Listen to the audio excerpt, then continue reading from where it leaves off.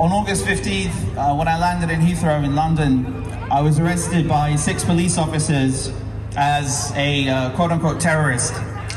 They took my devices, my electronics, microphones, everything, headphones, phones, and kept me in jail for 24 hours.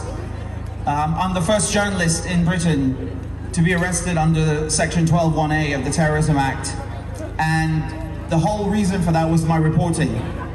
And that was sort of a declaration of war, because after that date, on August 15th, they started going after activists, they started going after other journalists, and they now have this campaign where they want to crack down on people telling the truth, because the truth for Zionism is not looking good. The truth about what Israel does is not looking good at all. So I'm threatened now, I'm under investigation, I'm out on bail, and if I'm charged and convicted, I could go to prison for 14 years for journalism. I want you to think about what that means for Britain as a so-called democracy and a European country. Israel is afraid of you knowing the truth. They don't want you to know that this morning, for example, a British doctor who was in Gaza was talking about how he saw patients in Gaza with maggots coming out of their wounds. He was not even allowed to take soap or shampoo with him. He was not allowed to take medicine for other people. So they want to make it as difficult as possible for people that are going to help others in Gaza to bring in any kind of medicine with them, and they can change these rules as they want. There's a 20-year-old man called Sha'ban who, just a month ago on October 14th, was burned alive with his mother in the courtyard of the Al-Aqsa Martyrs Hospital. Burned alive. It's on video. Israel burned him and his mother alive. Just before that, back in July, in early July, you have an autistic Palestinian man in Gaza who also had Down syndrome. His name is Mohammed Bahar. The IDF went into his home. They separated him from his family. They let their dog bite him. And then they took the family out of the house. They arrested 2 of his brothers. A week later, the family came back and they found Mohammed dead. He had bled out. They just left him there. So they let the dog bite him and just bleed out. They buried him in an alley, and he doesn't even have a death certificate. So that's how Israel treats people with Down syndrome, people who are autistic. And then of course in State Amman, in Ofa, we know what they're doing to the men there. They're gang raping them. We have it on video.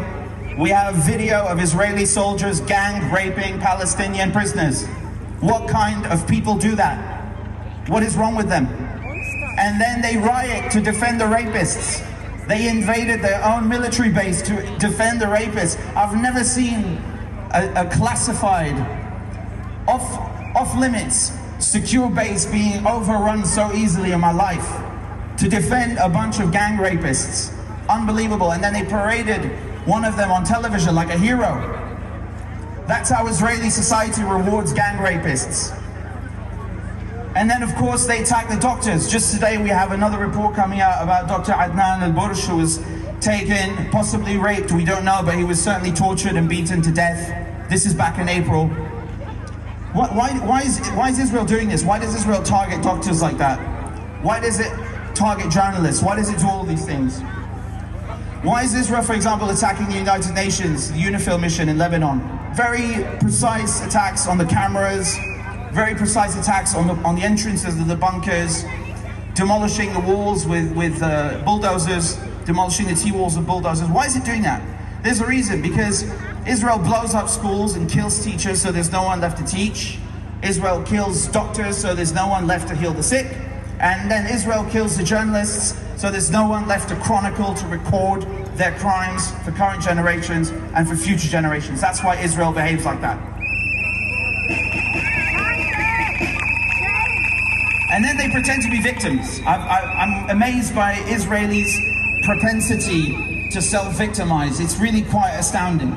You know, they hijack and insult the memory of the Holocaust to serve Israeli interests, which have nothing to do with it. And then you saw, for example, their football fans, you know, causing chaos in Amsterdam, in Paris. Why are they doing this? Why is it that they are traveling with Mossad agents? Do football fans travel with Mossad agents? That's very weird. The reason that they're doing this is they want to provoke you. They're trying to provoke people to respond so that they can then claim the next day that they are victims and they can shut down peaceful protests. So you shouldn't respond to them. They're just a bunch of football hooligans.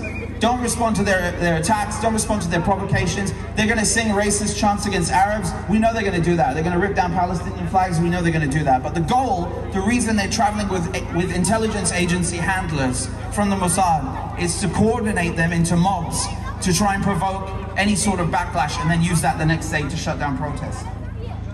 They want to do that all across Europe, and they've made that much as clear. But at the same time, we have to talk about Lebanon. We can't just talk about what's happening in Gaza, even though it attracts our attention the most. But they're also bombing Lebanon. They've killed over 3,000 people in Lebanon already. That is insane. And it's barely covered in the media. They're also attacking the West Bank. They're also attacking Syria. Just the other day, Israel killed 15 people in Damascus. A few days before that, Israel killed 7 people in Syria. They're just bombing all over the place in Damascus, in Aleppo, in Idlib, and that's not talked about in the media. And there's a reason for that. There's a reason, is because no one stands to benefit more from regime change in Damascus than Israel. They made that clear. And do you know why Israel bombs cultural sites like Baalbek inside of Lebanon? They want to do that because they want to erase the history and the heritage of the people. They want to make sure that there's nothing left for people to show that actually we are indigenous to this soil. We come from this place. This is ours.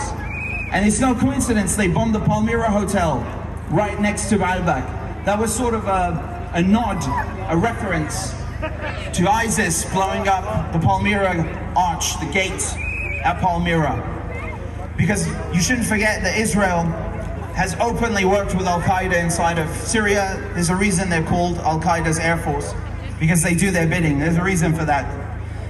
And what about Iran? Will there be a war with Iran? Why is there a tit for tat going on with Israel and Iran? What is Trump's administration going to do? Let's look at Donald Trump's administration. He's brought in people like Marco Rubio, who can't tell the difference between a pencil and a hand grenade. This guy is a neocon through and through, and he's openly said he's against any peace talks. No ceasefire. He doesn't want one. You look at Elise Stefanik, who he's named his United Nations ambassador. Openly, this woman has openly led a crusade, a campaign against students at universities in America protesting against the genocide in Gaza. She is an open Zionist. Almost every single person in Donald Trump's administration is an open and rabid Zionist. They make no effort to hide how much they are pro-Israel. And we know Donald Trump. We know what he did last time. We don't need to try him again. We don't need to give him another chance.